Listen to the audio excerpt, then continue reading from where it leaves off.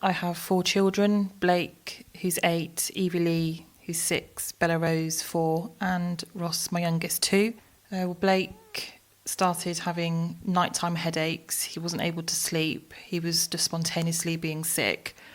He's getting very tired. As the months progressed from May to September, he was walking with his head down and complaining of backache. He was having to be carried. So we did look at the symptoms online, and it did suggest that he had a brain tumour.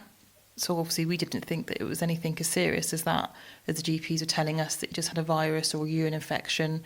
So we took him to Poole Hospital, and we sort of demanded an MRI, and they got Blake to walk up and down and said, okay, he is walking with his head down a bit.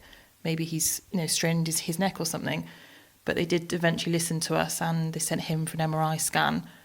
And he was under for 4 hours, so we knew obviously something wasn't right.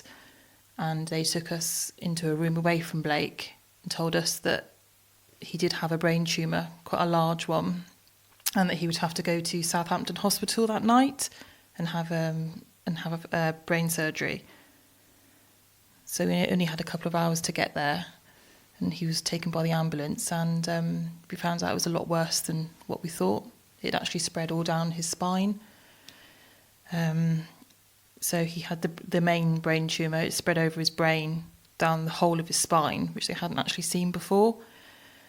And they said that he probably had 3 weeks to live. As soon as they told us, I was completely numb. I actually collapsed to the floor. I was absolutely heartbroken because we'd missed it. We'd been to the doctors since May, and they just literally fobbed us off and told us that it was a virus or it was a urine infection. Maybe he was attention seeking because his behaviour was so bad.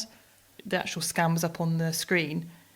He just had his small head, who's only 3, he just saw this big dark tumour. So it was all a bit surreal.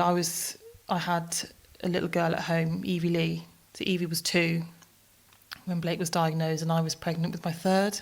So I was 5 months pregnant. So yeah, it was really, really difficult. Really difficult.